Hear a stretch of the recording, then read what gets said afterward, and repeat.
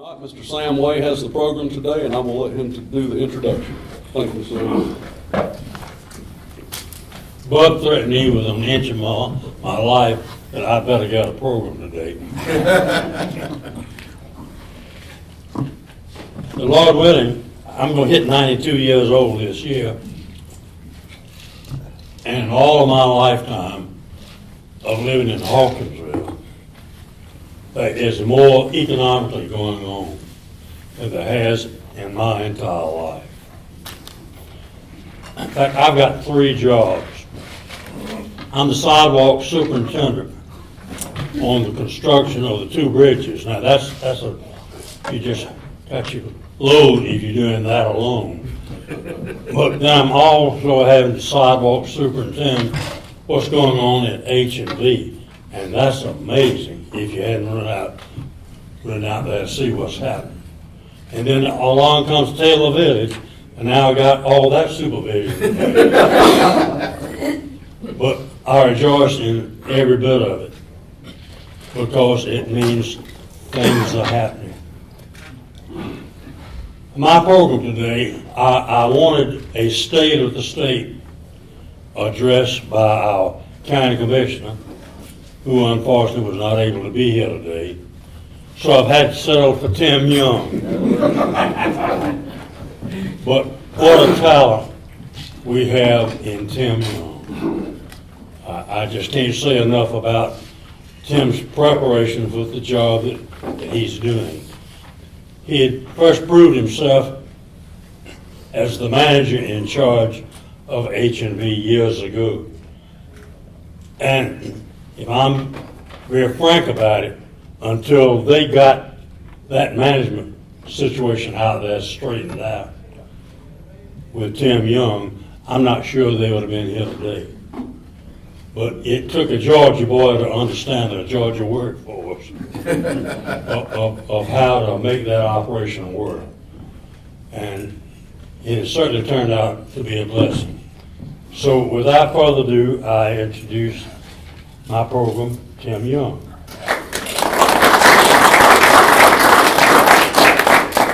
Thank you, Mr. Sam. It's a good thing I'm not running for office. We could go ahead and vote and see how it all turns out. But I did want to take a chance to share with you guys. I'm excited about being here and being able to share on Channel 100 about all the things going on in Hawkinsville. You guys need to be excited about what's happening in Hawkinsville, Pulaski County. Now, Butch couldn't be here today, but obviously I'm trying to train him and get him worked up into shape. It's just taking a little bit more work. But he sends his regards. They had a health issue this morning. They were at the emergency room for a little while, but they're fine, so he's back home. But let me just give you an idea about what's happening with the city of Hawkinsville. I've been with the city about 3.5 years, and we've been in the community 26 years. We've enjoyed being here. I'm from Macon. My wife's from Macon. My parents were there. Her parents were there. And so about 3.5 years ago, the city of Hawkinsville came to see me and said they need a city manager. Well, I've never done that, but I wasn't afraid of it. But I learned something every day. And this week I've learned about animal control. If anybody that's followed Facebook, I've learned a lot about it. But as Mr. Sam was talking, you got to remember, there are a lot of people involved in a lot of things, and I just happen to kind of help set the goalpost of where we're going to go, what we're going to do, how we get there. But there's a lot of good people involved in all of that, and people, what makes the city of Hawkinsville work. 3.5 years ago, we had 1 certified operator in the city. Well, the Georgia EPD frowns upon that greatly. At the end of last year, we had 4 certified operators. 1 retired, but we still have him on retainer where we can pull him anytime we get ready to pull him back in. We've got a lot of new skill sets in the city in public works. We've got a lot of new faces you probably see kind of come and go. But we're finding the right people to put in the right place to do what we hope to do. And I think you're seeing that as we move forward. One of the big things we got going on, we've been planning it for quite a while, our North Treatment Plant, which is behind the Law Enforcement Center on the Industrial Park. That's a $2.5 billion rebuild project. We had been out of compliance with the state of Georgia for almost 10 years. And you can't imagine what that fine would look like if they were to issue a fine to us for being out of compliance at your treatment plant. So we've got a $2.5 million project. We've applied for a GFA loan to help us with that. And we should hear something from that in about May. And once that gets started, that's about an 18-month rebuild process out there. But that's something that's got to be done. That is the wastewater that comes from our industrial park. So if you're going to grow your industrial park, you've got to have the water, you've got to have wastewater, you've got to have gas as well. The horse track's looking good, looks better now than it's looked in a long, long time. We're excited about that. We've got about 200 horses out there. We would love to have 400 horses, but that industry, as you watch that industry, there are no young people in that industry.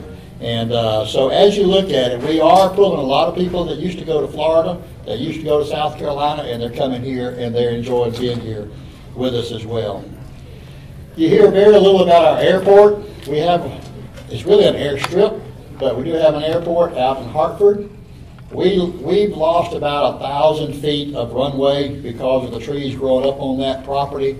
We were able to acquire about 8 acres of land on the south end of the airport. We've taken those trees down. We'll be able to resurface and restripe the airport so we can use all 3,000 feet. I've had a pilot tell me that's the shortest 3,000 feet you'll ever see when you land a plane. And it is. So we'll be able to restripe that and reclaim all the asphalt that's already there just by taking the trees out. And that has something to do with the descent angle and how you come into to the approach. But we're continuing to work on that. We don't forget about what's happening out there as well. So that's kind of city operations, day-to-day type stuff. Economic development, you're all keenly aware of our crown jewel, which we believe is Hawkinsville Rotary. They've been here they came in 88, started working in 89. So they've been here that long. They've got their expansion. It's going to be somewhere between an $80 and $100 million expansion. You're able to go out there, drive by anytime if you want to go take a look at it. It's something very, very unique and interesting if you want to see what $80 million looks like. So they've already hired 40 people just for this expansion. They're looking for about 25 more. And so they're using qualified staffing out of Warner Robins. If anybody knows of anybody that's looking for a job, they're going through a temporary agency just to help with the screening of those applicants. So we're excited about that.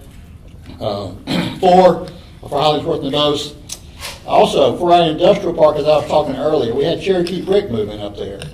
Well, when Cherokee Brick moved in, we didn't have water pressure, we didn't have water volume, we didn't have gas, we didn't have telephone data. So we've had to install all of that since Cherokee Brick moved into our industrial park. And so now the industrial park is ready to go. It's got gas. It's got, we've improved the water pressure, water volume. We've still got another project to work on that as well. And Cherokee Brick is already burning some gas. They hope one day to be making brick up there. They've got 8 full-time employees up there right now. You don't see cars. If you drive by, you say, what's going on? They park it in the back. There's room in the back for them to park all their cars, and they come in the back and leave from the back. So, but they're working every day. They've already cut about 2 million bricks up there. They're bringing in a full-size brick, cutting the face off of it. That way, if you wanted to tile this wall for an accent wall, you can just use the face of the brick. And they take the waste part of that and they grind it up and they sell it to Major League and college baseball fields. And that's what's on your infield for baseball. So that's an interesting byproduct for what they're doing. But they just put in some new equipment and they'll continue to slowly build up that place. But they hope to have 40 to 50 employees up there. And that is a very non-technical job, you know. Hollingsworth and Bose is a very technical job. That's a very non-technical. I think we have enough people in the community to meet both of those criteria. So we've got H&B, Cherokee Brick, the Taylor Village project that's just been a sore spot right in the middle of town as people approach town for a number of years. That's looking great. We met with Kevin Buckner yesterday with Taylor Village. We're excited about them coming. That's a $15 to $18 million project as well. So we're excited for them. Many of you probably don't know, Delvin Construction bought 6 acres of land a few weeks ago. They're going to put a ready-mix concrete plant over on Rigger Road, right behind where Cidercrete is now.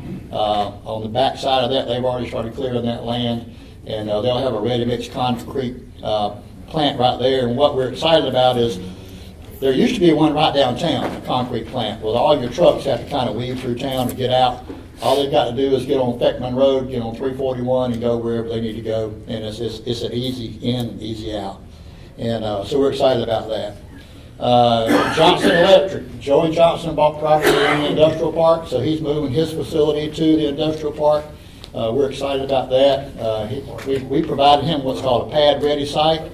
We leveled it up, we put in a driveway, we put in a water meter, and that's basically the extent of our incentive package for him. But we would love for other people to look at our industrial park to be able to use it as well.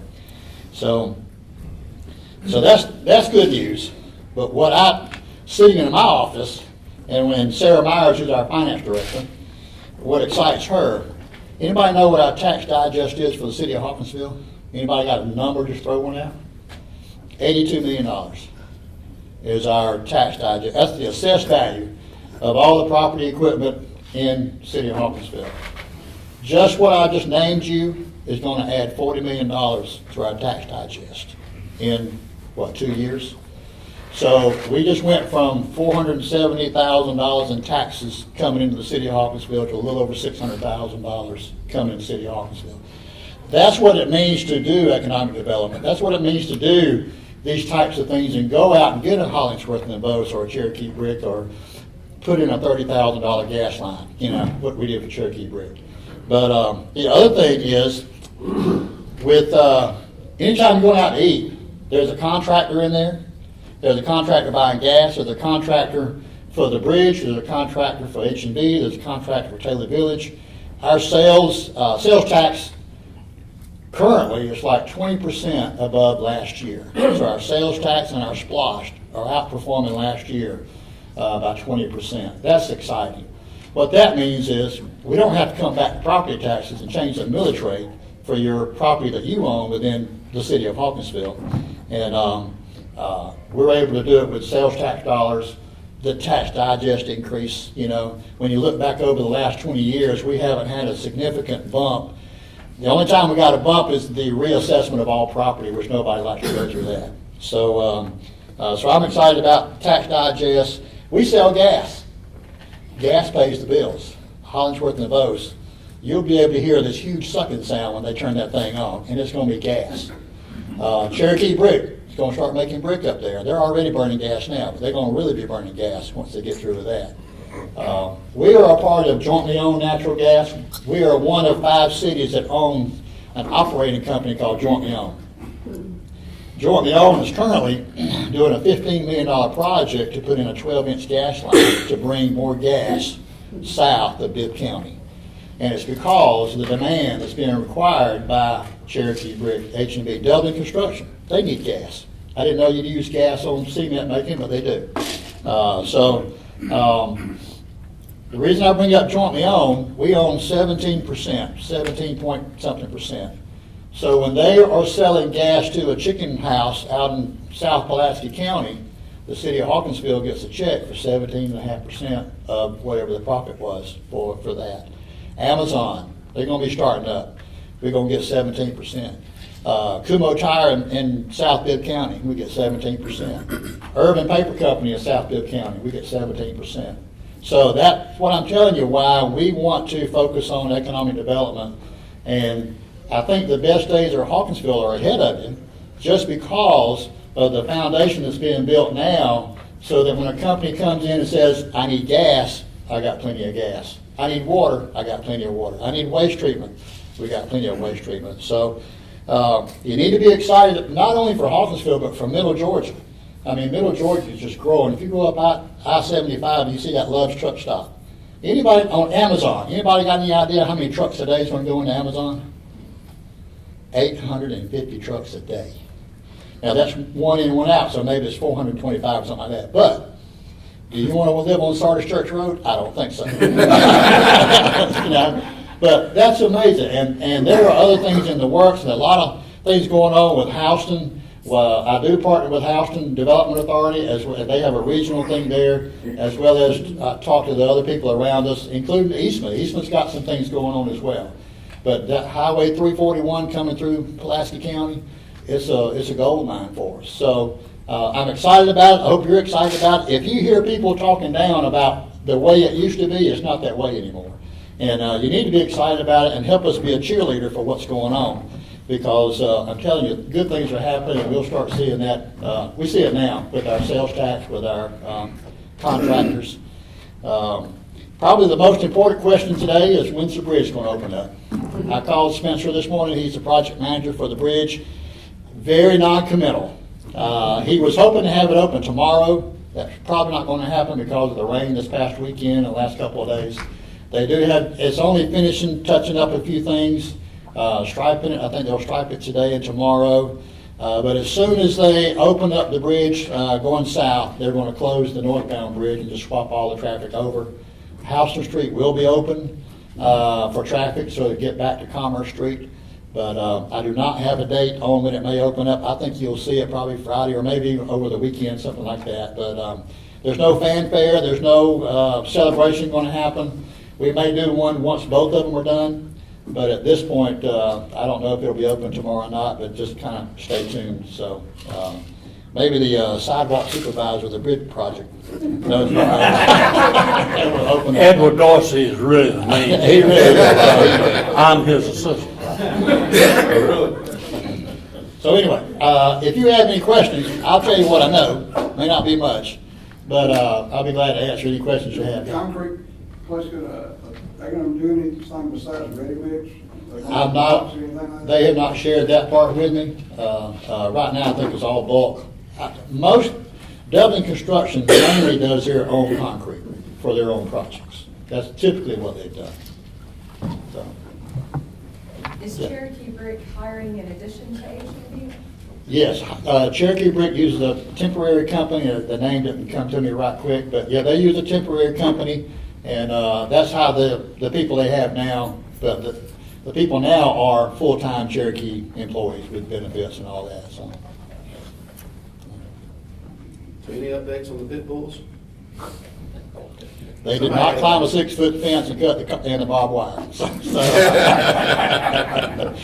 I think they're certainly out of the county. The investigator has been to the house. The dogs are not there, so we're not sure where the dogs are. I did see the dogs, and they really are. They're pretty dogs. I mean, they were nice-looking dogs, but and they were calm when I saw them. But they did destroy those horses. They really did. And they were loose. So do we know who the dogs belong to? We do. Mm-hmm. Will there be charges? I'm sorry? Will there be charges against the owner? That's up to Danny Brandon. So, but he's on top of it, yeah. That's why he gets the big bucks. Yeah, that's right. I keep the water flowing, he keeps the crime down. What do you think people here can do to help with, Hawkinsville's progress? Having a great attitude about what's happening, the future of Hawkinsville. We're not drying up, we're improving all the time. When we find something, we deal with it, and we have not had any grants to help us do any of this work. We've all done it ourselves. And so I think it's important for just the community to know how good the community is changing and improving. And we are providing jobs for people to get out of high school, go straight to work, and work 30 years and retire. That's what we hope to do, and not just be a bedroom community to the Air Force Base. Okay? All right, thanks so much.